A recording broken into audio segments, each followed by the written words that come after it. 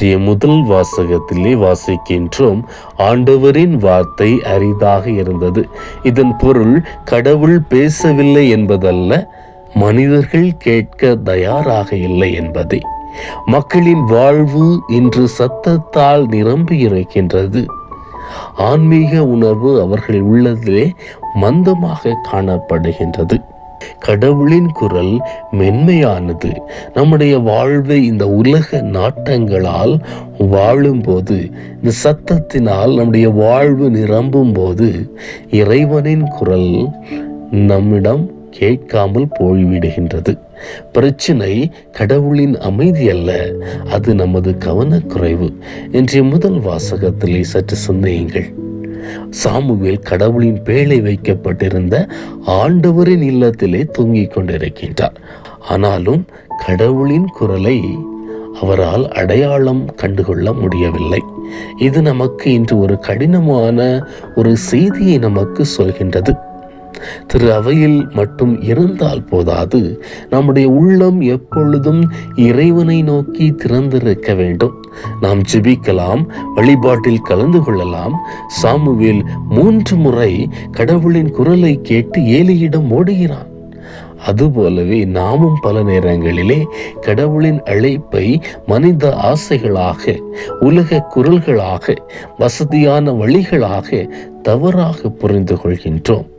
பாந்தவர்களே, ஏலியின் வழிகாட்டுதலுக்கு பிறகு சாமுவேல் சொன்ன ஒரே ஒரு வார்த்தை அவனது வாழ்க்கையை மாற்றியது. பேசும் ஆண்டவரே, உமது அடியான் கேட்கின்றேன். இது ஒரு ஜெபம் மட்டுமல்ல, ஒரு அர்ப்பணித்தல். இந்த வார்த்தையுடன் சாமுவேல் தனது வாழ்வை கடவுளிடம் ஒப்படைக்கின்றார். அதன் பிறகு திருவிவிலியம் சொல்கின்றது, ஆண்டவர் அவனோடு இருந்தார். அவன் சொன்ன வார்த்தைகளில் ஒன்று கூட வீணாகவில்லை. ஒருவர் உண்மையாக கேட்டால் கடவுள் அவன் வாழ்க்கையை தன்னுடைய வார்த்தையாக மாற்றுகின்றார். அன்பார்ந்தவர்களே, மேலும் இன்றைய நற்செய்தியை சற்று சிந்திப்போம்.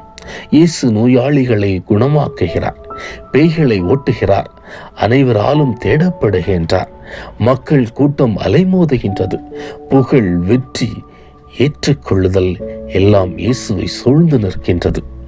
ஆனால் அந்த தருணத்திலே இயேசு என்ன செய்கிறார் என்றால், அதிகாலை இருட்டில் எழுந்து ஒரு தனித்த இடத்திற்கு சென்று ஜெபிக்கின்றார். இதுதான் இன்று நமக்கு தரும் அழகான செய்தி. இயேசுவின் வல்லமையின் ரகசியம் புதுமைகள் அல்ல, அவர் மக்களின் எதிர்பார்ப்பை விட தந்தையின் விருப்பத்தையே தேர்ந்தெடுக்கின்றார். சீடர்கள் வந்து எல்லாரும் உம்மை தேடுகின்றார்கள் என்று சொல்கிறார்கள். இது உலகத்தின் குரல். புகழ் கிடைக்கிறது, பாதுகாப்பு இருக்கிறது. ஆனால் இயேசு சொல்வதை பாருங்கள், நான் வேறு ஊர்களுக்கு போய் நற்செய்தி அறிவிக்க வேண்டும், அதற்காகத்தான் நான் வந்தேன். ஜெபத்தால் உறையும் ஒவ்வொருவரும் வசதியால் வழிநடத்தப்படாமல் அழைப்பால் வழிநடத்தப்படுகிறார் என்பதற்கு இயேசு ஒரு முன் உதாரணம். அன்பார்ந்தவர்களே, இப்படி இயேசுவின் அடிச்சுவட்டை தன்னகத்தை கொண்டு வாழ்ந்தவர்தான் புனித தேவசகாயம் பிள்ளை.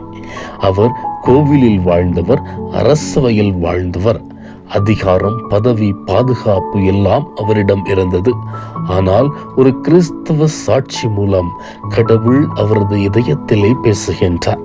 சாமுவேலை போலவே அவர் உடனே புரிந்து கொள்ளவில்லை. ஆனால் மெதுவாக கடவுளின் குரலை கேட்க தொடங்குகின்றார்.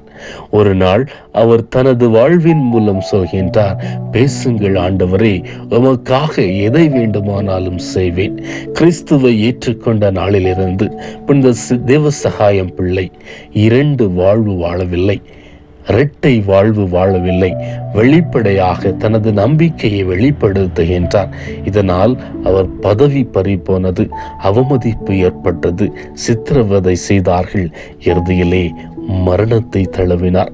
ஆனால் ஒருபோதும் கிறிஸ்துவை மறுக்கவில்லை.